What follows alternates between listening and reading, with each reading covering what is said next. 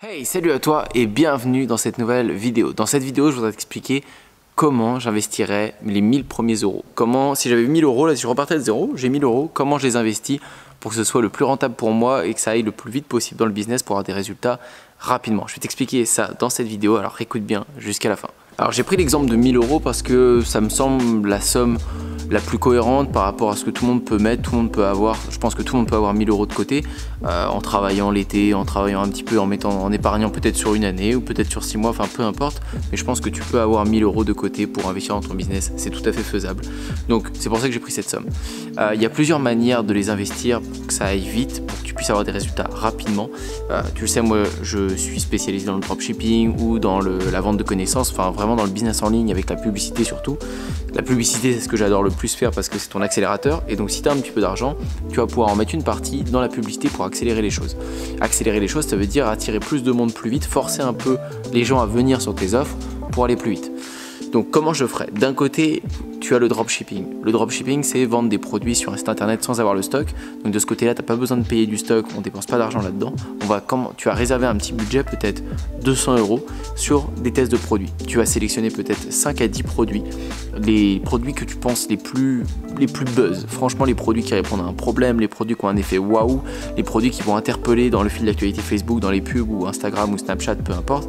Mais vraiment des produits qui sont tendance, dans l'air du temps et qui vont forcément se vendre en publicité. En tout cas, t'espères. Tu fais vraiment une sélection sur une semaine ou 2 semaines, ce que je ferais, et je mettrais un petit budget, peut-être 10 ou 20 euros sur chaque produit. On va dire une dizaine de produits, ça te fait 200 euros de dépenser là-dessus.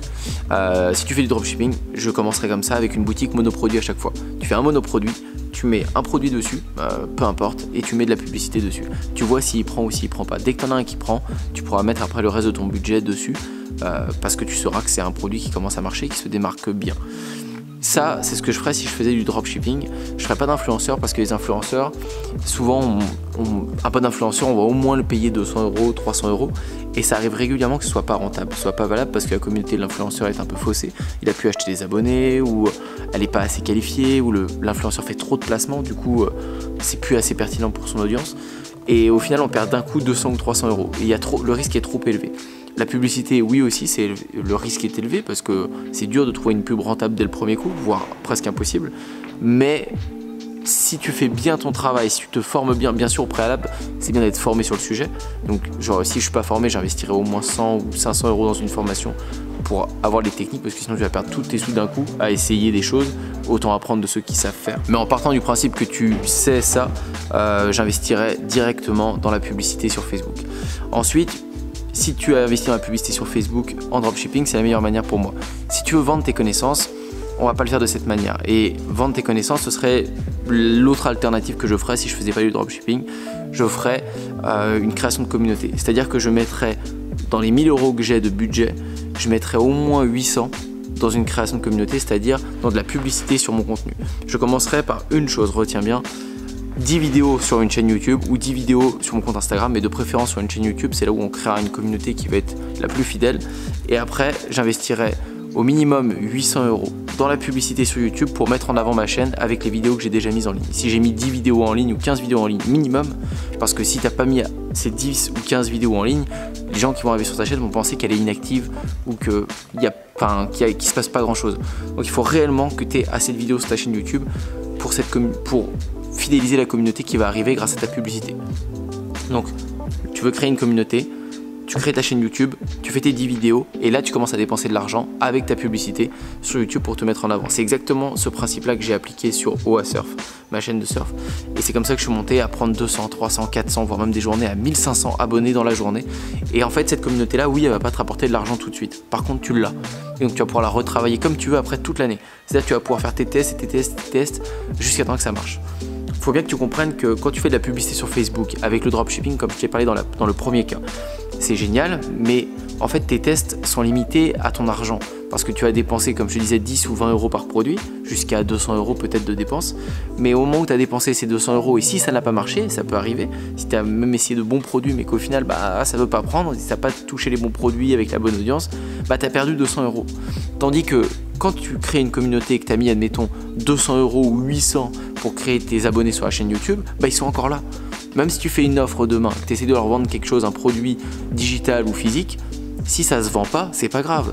Parce que les gens l'ont vu passer, ça les a pas intéressés, mais tant pis, tu peux réessayer parce que la communauté elle est là. Les vues de vidéo, tu les auras encore une autre fois. Et les commentaires, pareil. Et en plus, c'est une communauté qui est grandissante parce que plus tu mets du contenu, plus des gens vont te découvrir.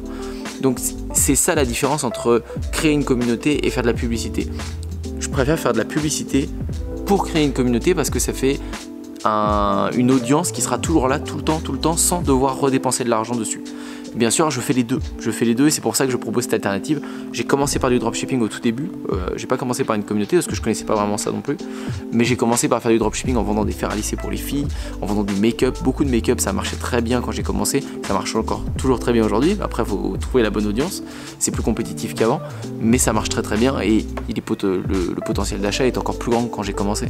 Il y a beaucoup plus d'acheteurs sur internet et les gens mettent encore plus d'argent qu'ils ne mettaient avant, les paniers moyens sont beaucoup plus énormes. Mais peu importe, je commencerai soit en dropshipping avec de la publicité, soit en créant une communauté de la manière dont je te l'ai expliqué. Voilà, j'espère que cette vidéo t'a aidé. Mais voilà comment j'investirais grossièrement mes 1000 premiers euros. Sûrement pas en mettant en bourse, sûrement pas en faisant un prêt pour de l'immobilier parce que l'immobilier ne m'intéresse pas du tout. Peut-être que j'en parle comme ça aujourd'hui, mais j'en parlerai différemment dans 10 ans. Mais aujourd'hui, ça m'intéresse pas du tout. Si j'ai 100 000 euros, je les mets directement dans ma publicité sur YouTube, sur Facebook, sur Instagram, dans mes tests, publicité Snapchat, peu importe. S'il y a de la publicité sur TikTok ou Twitter qui arrive, je fais de la publicité sur TikTok ou Twitter. Ça m'intéresse bien plus que de mettre de l'argent dans l'immobilier, dans de la bourse ou genre c'est trop dans des places de parking parce que pour moi c'est plus rentable, c'est plus viable, c'est plus maintenant dans l'air du temps et voilà. Mais l'immobilier, encore une fois, je n'y connais rien du tout, c'est juste que ça me passionne pas. Voilà comment j'investirai mes 1000 premiers euros. J'espère que ça t'a plu, n'hésite pas à me dire dans les commentaires si ce genre de vidéo ça te plaît et laisse-moi un petit like, abonne-toi, je te dis à bientôt.